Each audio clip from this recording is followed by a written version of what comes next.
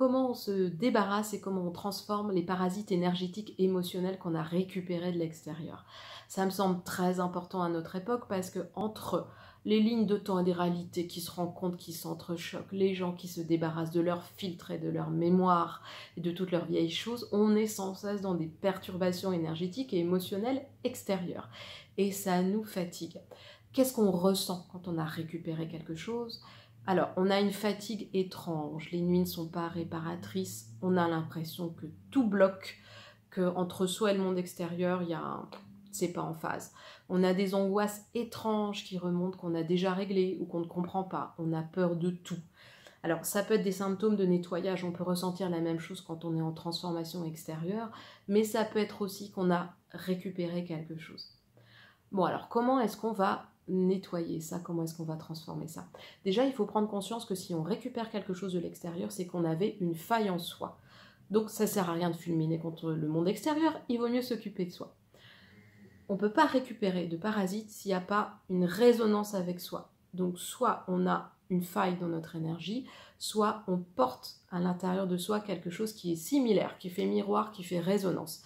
Donc on le récupère.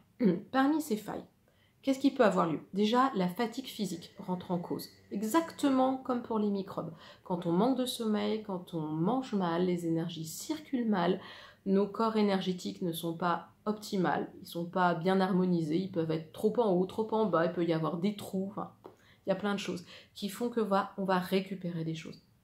La deuxième raison d'avoir des failles, c'est le stress, les émotions stagnantes. Si vous êtes dans la peur, dans l'angoisse, dans le stress, dans la colère permanente, c'est encore le meilleur moyen de récupérer des parasites émotionnels. Il y a une troisième bonne raison, ce sont vos pensées. Si vous pensez en permanence en boucle des choses négatives, vous allez les attirer. Si vous pensez en permanence que le monde est dangereux et que vous allez souffrir, il y a de fortes chances qu'en résonance, vous attiriez ça.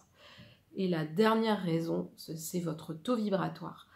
La vibration, c'est comme une lumière qui vous remplit. Plus vous êtes rempli de hautes vibrations, moins l'obscurité peut rentrer.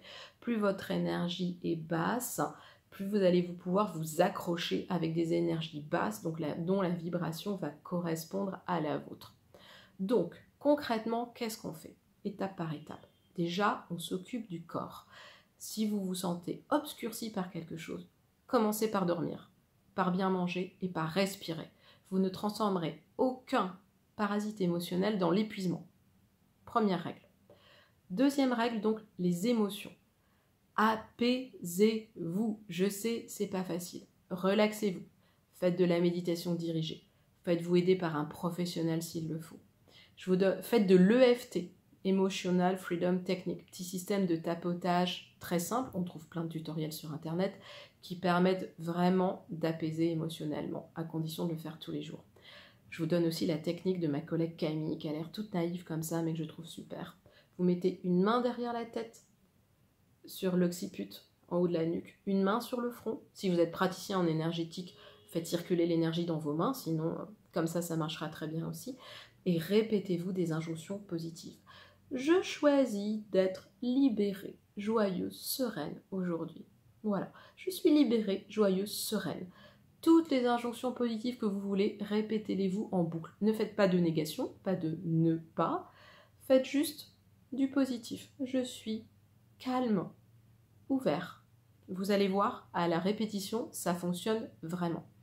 Concernant votre mental et vos pensées, c'est pas facile, hein, parce que les pensées, elles ont tendance à tourner en boucle sans qu'on le veuille. Vous n'êtes juste pas obligé de les écouter. Surveillez vos pensées. Là, je suis encore en train de me raconter que ma journée va être pourrie. Non, je suis pas obligée de me raconter ça. Hein. Posez comme une étiquette sur votre pensée. Ça, c'est une pensée négative. Non, merci. Je vais la regarder passer comme au cinéma, mais je ne vais pas y croire. Par contre, je vais rectifier et me raconter que si, ma journée, elle va être très très bien. Vous allez voir, vous allez créer du positif. Ensuite, quatrième chose, la plus difficile, prendre soin de votre vibration et vous mettre en haute vibration. Ça, c'est pas simple. Et on ne peut le faire que quand le corps est en bon état, les émotions sont apaisées et les pensées négatives ne sont pas invasives. Une fois que vous avez fait tout ça, seulement vous pouvez prendre soin de votre vibration. Comment vous allez prendre soin de votre vibration? Déjà, vous pouvez méditer. La méditation, naturellement, fait monter la vibration et vous remplit de lumière. Vous pouvez faire des prières, aller dans une église prier, peu importe votre confession religieuse. La prière fait monter la vibration. Vous pouvez vous y mettre à plusieurs. La vibration collective, la méditation collective est encore plus puissante. Vous avez le mantra tibétain principal, Om Mani Padme Hum. Om Mani Padme Hum. Celui-là est magnifique, c'est un égrégore positif. Ma collègue Annie m'a expliqué ça, je trouve ça merveilleux. Elle m'a dit, y a toujours quelqu'un dans le monde, un groupe de moines ou une personne en train de réciter et de prier avec le Om Mani Padme Hum. Donc c'est une vibration positive sans cesse en activité. Participer à cette prière, c'est se connecter à cet égrégore positif.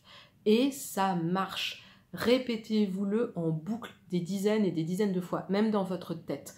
En cas d'urgence, c'est magnifique. Om Mani Padme Hum, Om Mani Padme Hum, Om Mani Padme Hum. Vous allez voir, votre vibration va monter.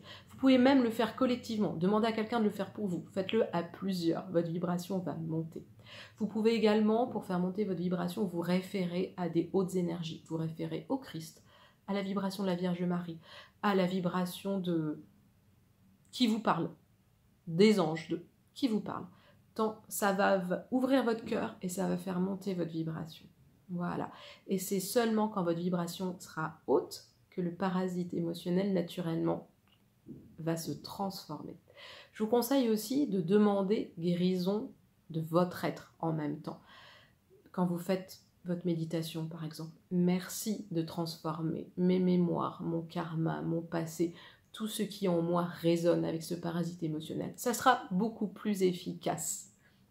Vous prenez soin de vous, vous vous prenez en charge et ça vous évite d'avoir l'impression que le monde extérieur est responsable de votre mal-être, ce qui n'est absolument pas le cas. Si vous avez récupéré quelque chose, c'est qu'il y a résonance, donc c'est qu'il y a en vous l'opportunité de guérir et de transformer aussi. Prenez-le comme ça. Merci à tous.